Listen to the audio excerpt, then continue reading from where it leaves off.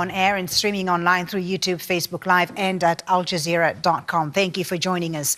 All sides in Yemen's conflict may have committed war crimes involving deadly airstrikes, rampant sexual violence and the recruitment of child soldiers. So says a team of UN investigators in their first report for the Human Rights Council. They describe Saudi Emirati coalition strikes as the single most deadly force in the fighting over the past year. But they also point to possible crimes by Houthi rebels who are battling against the coalition and Yemen's government. Our social team's been putting together this video explaining the main points of the reports.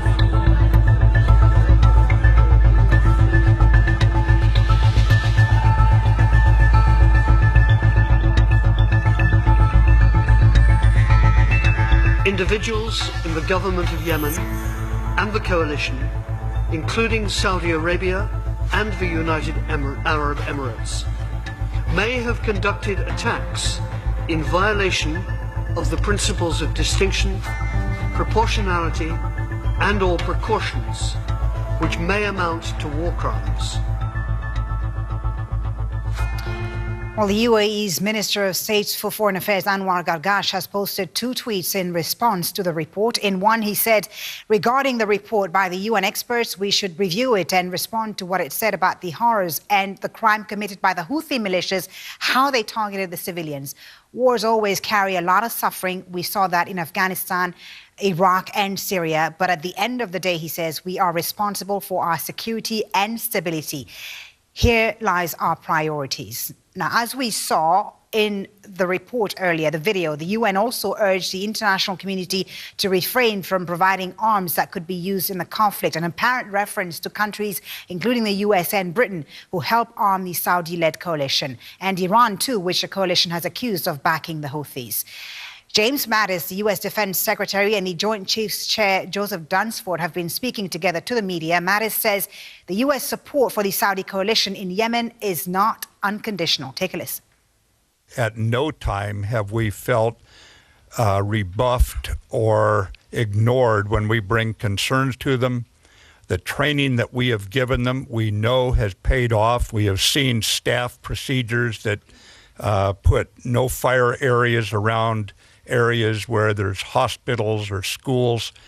We recognize every mistake like this is tragic in every way, but we have not seen any callous disregard by the people we're working with.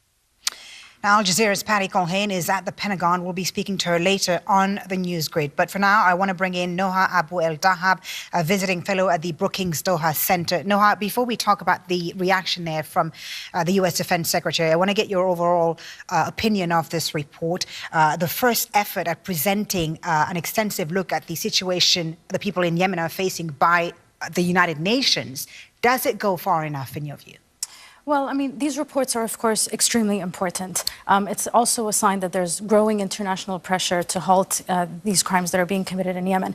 However, it's not enough. It's not the first time that we've seen reports based on, investigations on the ground detailing the horrific atrocities that are being committed in Yemen. Mm-hmm. And also, these reports offer really just a glimpse of the death and destruction caused in Yemen. It's not just death by airstrikes, right? It's a death by starvation, disease, directly caused, as a direct result of this war. And so what is interesting about this report, however, is it does make reference to sort of the more widespread devastation that Yemenis have suffered, not just from the strikes, but also from the disease. report, as you said, there have been a lot of reports on Yemen, but this is seen as an accomplishment by the UN Human Rights Council because it's the first from the UN. However, despite blaming all sides, it seems, and correct me if I'm wrong, that they're being a bit cautious, even though they say the Saudi-led coalition has been responsible for the death of civilians the most, the blame is put on everyone in the conflict.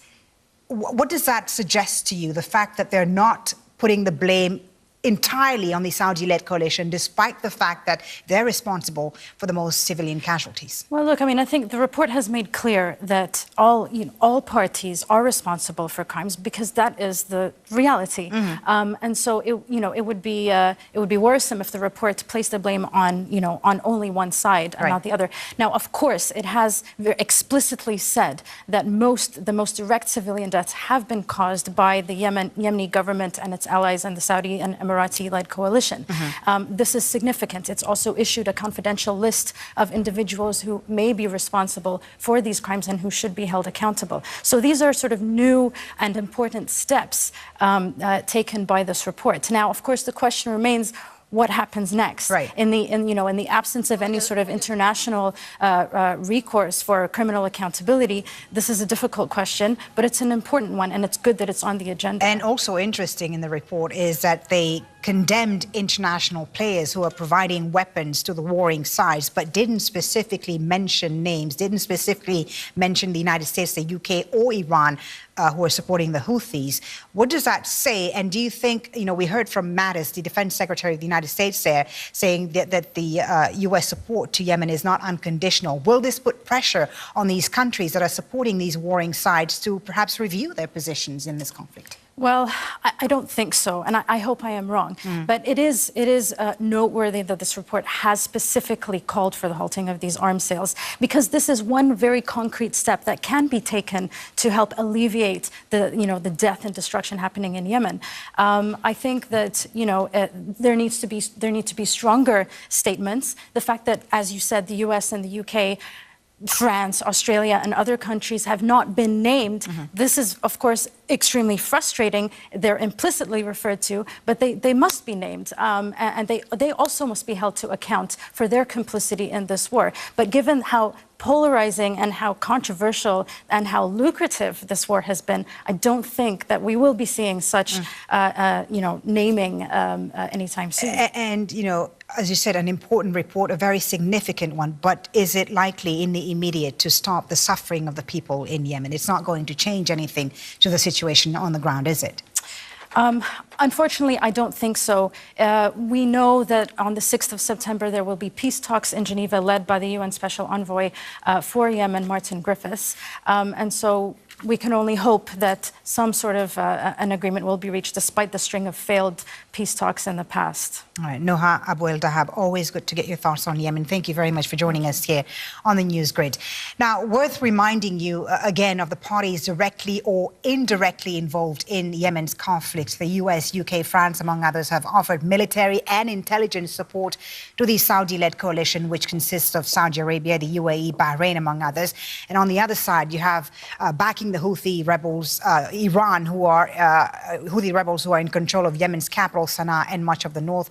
Iran backing the Houthi side. So a very complex conflict with a lot of different actors. And also, if you get a chance, watch this interview with the outgoing UN Human Rights Chief done by our team at Talk to Al Jazeera. Zeid Ra'ad Al Hussein discusses the situation in Yemen extensively and also the future of human rights defenders. It's on our website at aljazeera.com. Now, a day earlier, the United Nations accused Myanmar's military of the gravest crime